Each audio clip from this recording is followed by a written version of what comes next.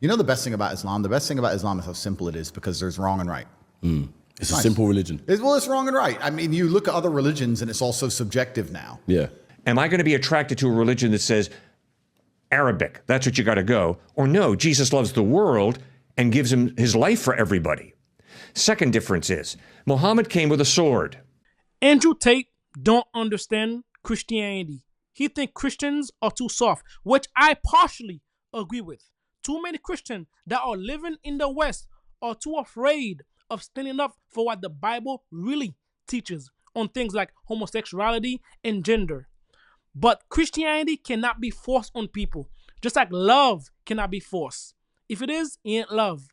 Jesus said in Revelation chapter 3:20, I am standing at the door. If anyone hear my voice and open the door, I will come into his house and take the evening meal with him. So a person have to invite Jesus Christ into his or her life willingly. When that happens, then transformation of the person's life begin to take place. Now, Islam is different. Islam is spread by sword, as you're about to see Cliffe said in the video. But I'm going to play what Andrew Tate said first. Take a look. You know the best thing about Islam? The best thing about Islam is how simple it is because there's wrong and right. It's nice. A simple religion. It's wrong and right. I mean, you look at other religions and it's also subjective now. Yeah. And that's why I've said many times on different podcasts that it's the last true religion. If you don't have a strong barrier, if you don't have a yes and a no, you don't have a religion. If you tolerate everything, you stand for nothing. And if you believe in God and you say, I believe in God, but I'm not a Muslim, I'm going to say, okay, that's fine. You're a Christian. What is Christianity anymore? What does it mean? You can go to a Christian country, and America, let's take, for example, and you'll get in more trouble for insulting George Floyd than you will for insulting Jesus Christ. Yeah, for sure. You can walk down walk down the street with a T-shirt saying Jesus is gay. Girls barely go to church. If they do, who knows what they were doing the night before. Now, Andrew Tate is right about that. Too many people that are in the church, people that claim to be Christian, but they are not living as a Christian. They are clubbing and getting drunk every weekend. They're having sex outside of marriage. Do you know what Jesus called that? Hypocrisy. Let's continue. None of it means anything. And then if you go and find a Christian that says this trans person has changed gender, what do you think about that? Christians are so soft, they're going to go, well, I hope he finds redeem and I hope he finds guidance. Haram, bro. Haram. No, you didn't. It's haram. And I like that it's yes and no. And what's the point in a religion if you're too afraid to say what you believe in or afraid to? Christians are not afraid. Well, some Christians are afraid to stand up for what they believe in. But what do you expect us to do about that? Do you want us to attack the person?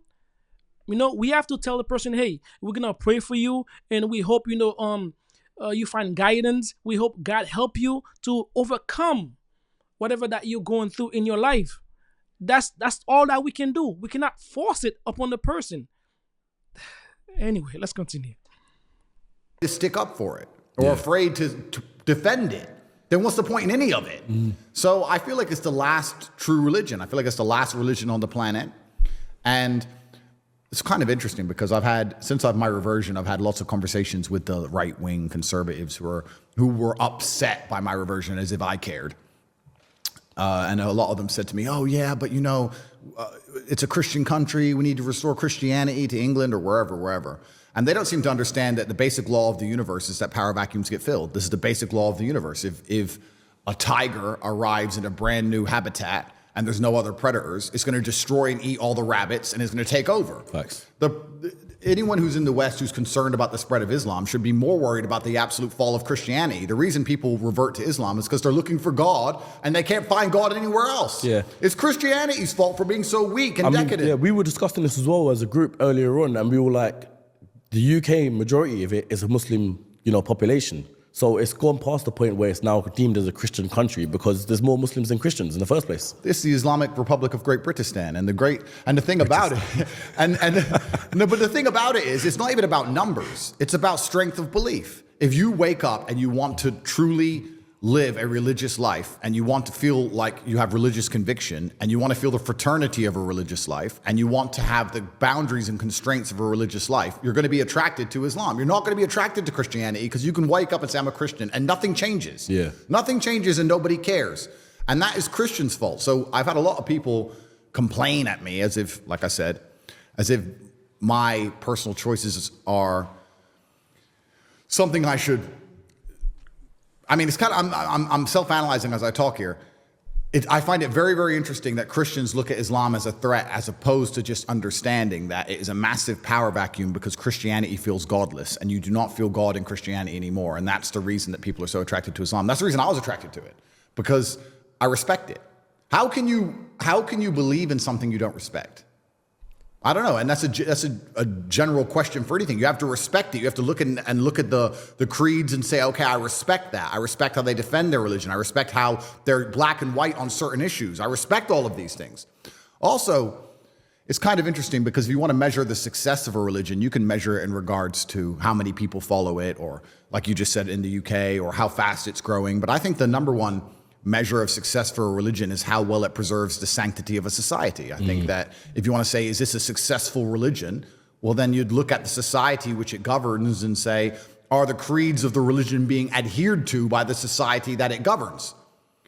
I would argue that most Islamic countries have an Islamic feel. I would argue you'd avoid a lot of the LGBT garbage. You'll avoid a lot of the woke insanity. You'll avoid a lot of the feminism, which has destroyed the West, and all these things, because Islam is being adhered to and it's keeping the society functioning.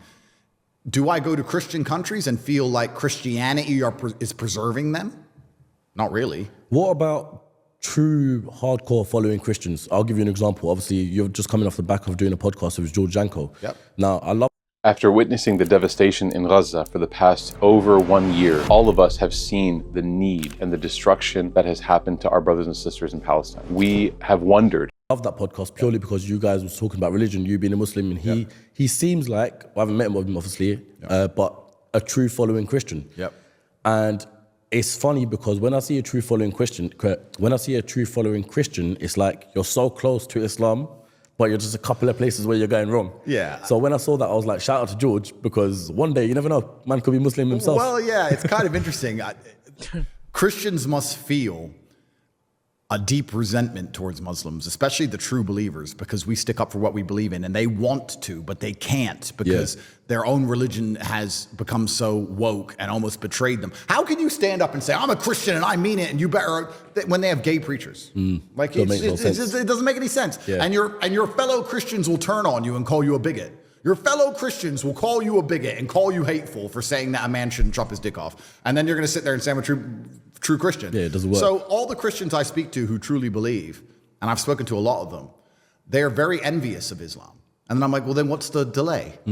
But they feel like an affinity to Christianity because they were raised with Christianity or they're born Christian, and perhaps they see Islam as a Middle Eastern religion, which is kind of interesting because Christianity is a Middle Eastern religion. Yeah. They're from the same place. Yeah, they all spiral they stem from the same country as the Middle East. I read somewhere that only 18% of Muslims are even Arab. I think the largest, there's obviously a huge black proportion, and Indonesia is a massively Islamic country.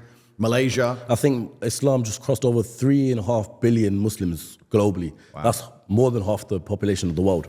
If you believe in God, I don't see how you cannot be a Muslim. I just don't see the attraction to any other religion that makes any kind of sense. And you can also look at this, and this is why I'm careful to discuss this subject, because I don't want to get in trouble with people who know more than me, but you can also look at this from the ideological and the theologian standpoint in regards to what happens after we die, and superpowers and Allah and Muhammad, peace be upon him, and all these things that we don't quite understand. But you can also discuss it right here on earth with what you see, like I said about preserving the sanctity of a society. So you sit and say, okay, well, if you're Christian, how is Christianity saving your children from the oncoming enslavement? How is your Christianity saving your children from the slave mine programming? How is Christianity protecting you? How is Christianity helping your neighbors? How is Christianity preserving anything? Whereas Islam, it's kind of interesting because someone else said this who was smarter than I, and I can't remember where I heard it from, but they said whenever you see a post-apocalyptic Christian society in a movie, it's just the purge and everyone's out to kill each other. When the meteors hit or whatever and America's under attack, there's snipers on the roof and everyone's trying to get food and everyone's struggling. Whereas if you look at a post-apocalyptic Islamic society, which exists right now, they're on the earth right now, they function and people still love each other. And it's the belief in God that keeps them together. I mean, there's no legal system in Gaza that's stopping people from committing crime. It's God. Yeah, and it's God alone. And then you sit and say, okay, well, the strength of that religion, even in the harshest possible conditions, can preserve to a degree the sanctity of society and human nature. I don't think a Christian country could do that. If you put a Christian country under the level of destruction Gaza's currently going through, I don't think people would sit and say, well, Jesus says I shouldn't steal. In fact, if you look at what happens during natural disasters in America, it's the absolute opposite. It's just looting and chaos. What is a Christian country anymore? I don't know. What is a Christian country? A guy in America recently just got charged for a hate crime for taking down a statue of the devil that they had erected in a church. I'm mind blown. Like, statue of a devil in a church. They put a statue of the devil in a church. That one make sense. He walked in there and ripped it down, and he's being charged with a hate crime. Here's what Andrew Tate got wrong. Just because a religion like Islam is willing to use force on society to impose its belief does not make that religion true. You determine truth by evidence, not by how aggressive a religion is. Now, Christianity is true because of the historical death and resurrection of Jesus Christ. Now, let's hear what Cliffe have to say. Take a look. I'm in a market. I'm watching Andrew Tate. Goes from being a Christian to being a Muslim. Okay? And believe it or not, he's got a lot of influence with young men. So, hey, man, I love what this guy has to say. I agree with him. Why would a guy as great of a communicator as him and as many followers as he has, why would he become Muslim? I'm curious. I'm willing to bet he influenced a lot of other young men to also become Muslims. Cool. Let's put that there. Christianity, okay? Catholic. We can put these together, right? Judaism. You're seeing what's going on here. How do you differ? If you were to, in a very basic way, as a professor, as a pastor, what is the difference between being a Christian, between being a Jew, between being a Muslim? All right. So Jews believe that Jesus was not the Messiah and was not a good prophet. And he obviously wasn't God. Muslims believe that Jesus was a very good prophet, and a typical devout Muslim has far more respect for Jesus than a typical American, because a devout Muslim believes that Jesus was born of a virgin, lived a sinless life, and because he was such a good prophet, God would never allow him to die on a cross, so he took him to heaven. So the cross and the resurrection are wiped out, but a devout Muslim believes that Jesus is going to return a second time. So they believe in Jesus as a good prophet. Repeatedly in the Quran, Muhammad says Jesus is not God. So you see, the basic issue is, who is Jesus? And Judaism, Islam, and Christianity disagree. Now here's my problem with Islam. I have a lot of respect for the fact that one of the 5 pillars of Islam is give alms to the poor. I respect that. Obviously, Jesus taught that. I appreciate that Muhammad had a very high view of Jesus as a good prophet. But here's some of the problems with it. The miracle of Islam is not a person, it's a book, the Quran. In order to know that revelation, the clear revelation of God, the Quran, best, you have to learn Arabic.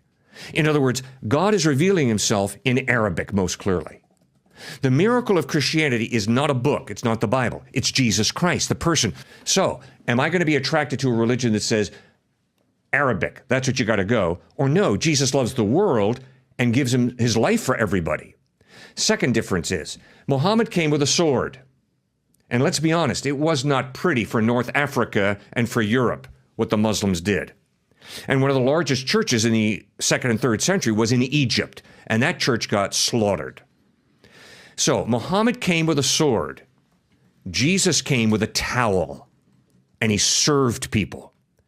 And I am convinced that the reason that more people are followers of Christ than any other religion is because of his love, his serving, as well as his truth that he outlined very, very clearly.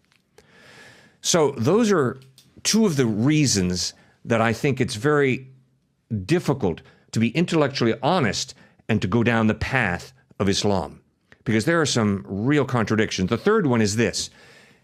Muhammad was born in 570 AD, lived till about 632 AD. So obviously he never met Jesus.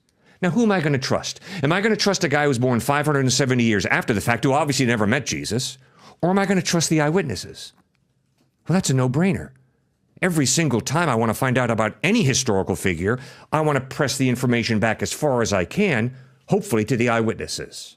All right, this is the video I have for you guys. I hope you like it, and please consider subscribing, and I'll see you on the next one. Take care.